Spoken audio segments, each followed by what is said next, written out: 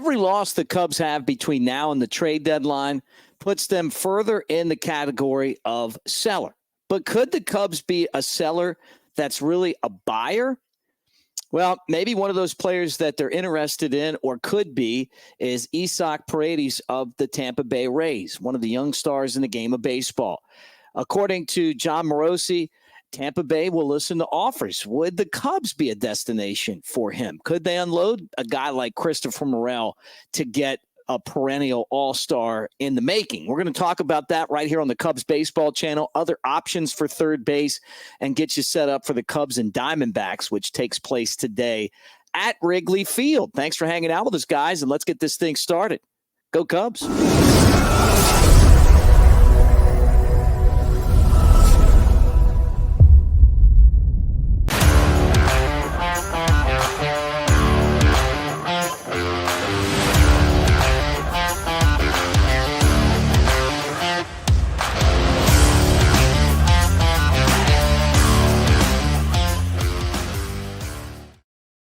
What do you say, everybody? Mick Gillespie, welcome to the Cubs baseball channel, and it is great to talk to you guys today about the Cubs. And I know that it's not the best time to be a Cubs fan because the Cubs are a last-place team and kind of clinging on to this long shot hope that maybe they could make the postseason.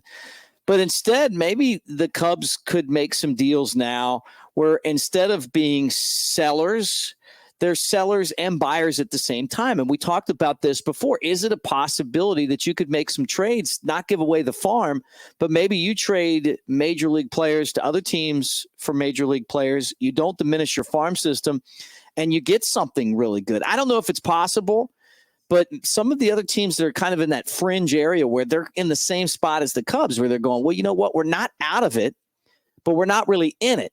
You know, and how can we make the best out of our roster? Or if we make some moves, maybe we can re-energize our team by going and getting somebody from a different team, right? So that's what I'm keeping an eye on right now. And I know you guys are thinking about the same things as well, because, look, this Cubs team has a very slim chance of making the postseason.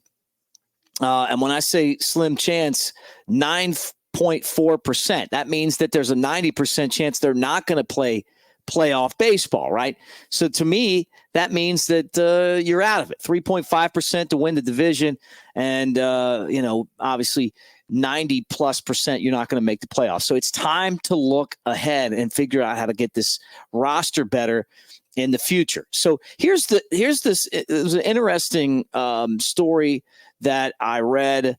Which I read the stuff every day and I'm like, okay, and this was the Cubs Sports Illustrated site, and they do, stuff where they throw out rumors. I love it. Let's talk about it, right?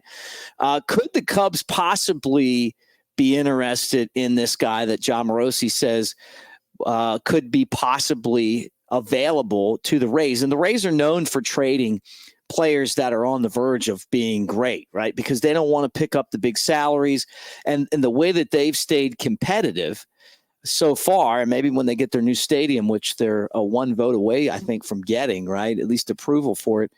But the way they stay competitive is they take, guys who are going to be expensive in the future and are either stars or on the verge of being stars, trading them off, right, for players that have a lot more control and that they figured, hey, either we're going to build up our farm system, or maybe we get a guy that can come in here and contribute, I guess that's where, if I was the Cubs, I would look into this. Would you give up Christopher Morel? Would you give up Nico Hoerner? What pitching wise, would you give up a starter? I mean, I think that if you're the Cubs with that major league roster, you've got to be pretty available to move guys out, although the Rays aren't going to want salary, right? And that may be, other teams in their own division that may want to pick up the salary or don't care, like the Yankees, even if they're way over the salary cap.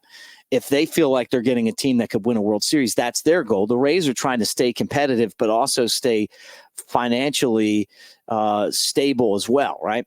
So Isaac Paredes is a really, really good up-and-coming player. Made the All-Star team this year. And so far this year, the guy's got 50 runs batted in, 15 home runs. He's hitting 261, right? Third baseman. Last year, got votes for MVP, had 31 home runs and 98 runs batted in, and played 143 games for that Rays team. And remember, the Rays and the Orioles battled last year. The Rays were one of the best teams in the American League, and he was one of their better players, right? So since they got him from Detroit, he's just gotten better and better and better. And now he's an all-star, and he's on the verge, I think, of taking that next step where you go, you know what, this guy could really be a great player on a great team. And for the Rays to say, hey, you know, according to Jon Morosi, that they're going to listen to packages, it kind of tells you that they feel like there's a lot of value here. Now, how does that fit in with the Cubs? If this means that the Cubs are going to trade away the Matt Shaws and James Triantoses, you know, you got to have some assurances that this guy's going to be around for a while. But I mean, this is the type of player that you want to get, right? Someone that might be there for a minute. You don't want to get someone that's going to come in and you're renting him for like last year's deal where you trade DJ Hers and another minor leaguer. Hers is now in the big league starting, and you know, and you get a guy that you know, you rent it, Jamer Candelario, and then now he's with another team. You want to make a deal like this if you're the Cubs, and have someone stick around for a while. But I don't know if this is a deal that the Cubs make or not.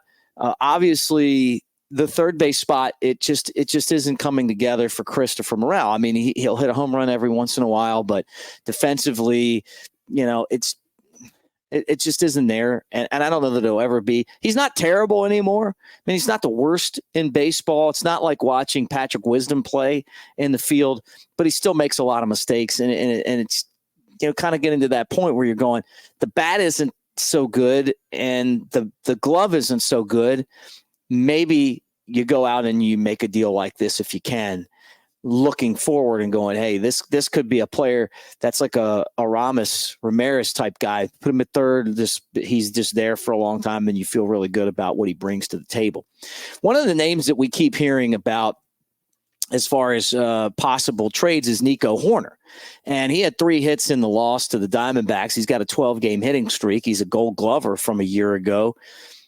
This would be a tough guy to trade if you're the Cubs, but I've said this before. The reason why you could trade him, and maybe this is a guy you could trade in a deal for a Paredes, is, you know, maybe the Rays would want him. I don't know.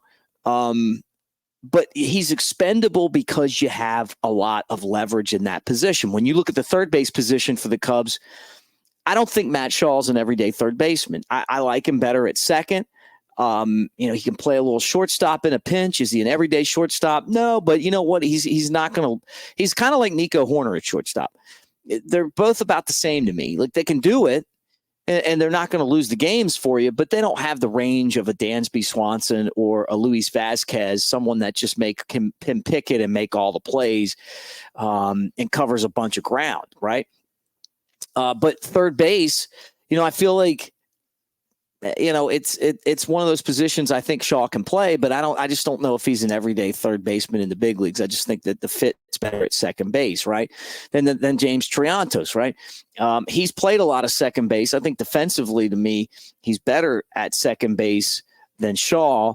Shaw has more power. Triantos has an ability to make contact and put the ball in play. He's a great table setter. And I like the idea of having both guys. I like kind of pushing them up. If it's me, I want to push them up and then see what happens, right? Because you can never have enough hitters. And the Cubs proved that in the draft, and that kind of leaves me to Cam Smith. This is a trade that maybe they don't do. I mean, you just trade it for Cam. I mean, you just drafted Cam Smith with your first-round pick. I'm assuming you're going to sign him, and then they're going to push him up through the system like Matt Shaw, who got the Double-A a year ago. He's still there, but he's becoming one of the better players in Double-A, starting to show off power. You're starting to see him get better and better at the plate, playing games every day, which is something that these guys really have to adjust to, coming from the minor, from college baseball to the minor leagues. In amateur ball, you just don't play as many games. It's not as physically demanding as it is in professional baseball. And I think that's one of the things that you're trying to develop, you know, outside of approach and outside of understanding the game and all that stuff, the physical part of it too. is something that you have to learn how to handle and be able to adjust to. And I think that Shaw is doing that, and I'm sure that Smith will be doing the same thing. So that's throwing it out there. I'm curious to see what direction that this Cubs team goes. I think they're out of it. And I'm just not buying into this roster. There's some missing ingredients there for whatever reason. It's the same thing every year. I like the fact that they're actually, I feel like that this team is playing with a sense of urgency, but they're running into some of the best pitchers in the league, and that's where they've struggled this year. I mean, how many really good pitchers has this team beaten, right? I mean, remember the days with Chris Bryant and Javi Baez and all those guys. They beat the best pitchers in the game. Those guys hit against those best pitchers in the game. This team, not so much. And I don't know why, I just don't know why, because on paper, they're supposed to be better. The problem is you don't play the game on paper, right? Ant talked about this. I didn't have a chance to talk about this, but great to see Marquee kind of bringing in Jon Lester to be part of Marquee. I think a lot of people have been underwhelmed with Marquee. There's new leadership there. And my fingers are crossed that the new leadership takes this thing away from being an ESPN, MLB Network clone to looking at what WGN did when and also CSN Chicago when they had the Cubs, and make it feel more like a Cubs broadcast. But having Jon Lester, hey, that's awesome. Great perspective. I'm sure he's still kind of cutting his teeth on being articulate, explaining the game and all that stuff. But I love it. I love it. The guy that I really want to see is Joe Madden. I think he would just be a superstar on this. But all in all, still a lot of climbing for Marquee in my mind. And who knows when we'll really see a change in the direction overall of the network. But when I saw this, I was like, hey, this is cool. I love JD on the games. I loved him when Len was on there. I love that sense of humor that he has. Cliff Floyd, I like him too. I really do. I like his honesty. I feel like he's going to really give you kind of like, hey, man, this is what I think. And I think sometimes it hurts as a former player to criticize players. They don't want to do that. But if you're doing this and you're doing it fairly and honestly, watching this team, you have to criticize them, and you have to criticize Dansby Swanson. You have to criticize, Christopher Morel. I mean, you just got to be honest. I mean, the bullpen, I mean, you got to, or you're not doing the job right. So we'll see how it goes, but I thought this was a really cool move, and love Jon Lester, legend, Cubs legend, man, no doubt about it. Cubs and Diamondbacks today, 6:15, game 2 of the series. Cubs are going to try to win.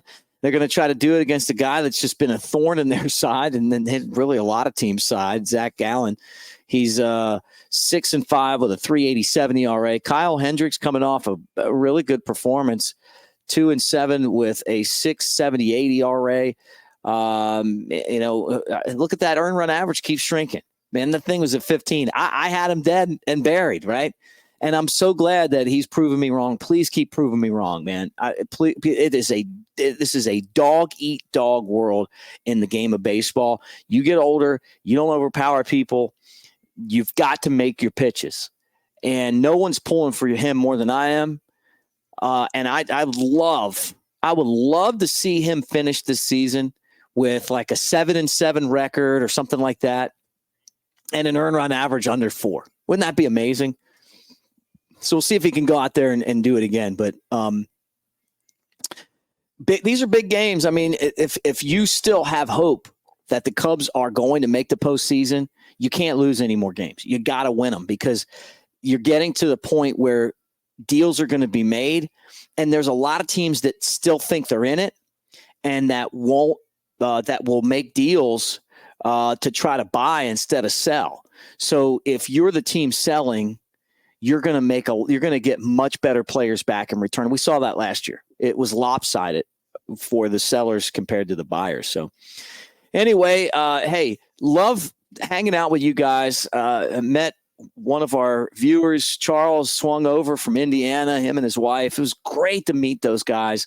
at the Smokies game last night. And anytime I see you guys and you come by and you say, hey, man, I watch the show every day, I really appreciate it. This channel, we're building this channel. I hate to use the term brick by brick, but look, man, I mean, think about the Wrigley outfield. It's kind of been one of those deals where we just try to do something every day to take one step forward and grow, and Anthony being a part of the channel has been a lot of fun, and it's been a big addition, and we're just going to keep doing that. And eventually we'll grow it, man. And so it's growing, and it's because of you guys. And I can't thank you all enough for being a part of what we're doing here. And we'll just keep on trying to make it better every day and make it a spot that when you get up, you know that we're going to be on, and we're going to add a bunch of other stuff, find out what works. And hopefully we'll have some fun stuff to talk about too, like maybe some big trades and some more of these prospects making debuts. I think Owen Casey's on the verge. He's going to get a shot sometime soon. Maybe if Cade Horton comes back healthy, we get to see him in the big leagues, but we'll cover all that stuff right here on the Cubs baseball channel. So go Cubs, and thanks again. Comment section. Appreciate you guys, and we'll do it again tomorrow. Go Cubs.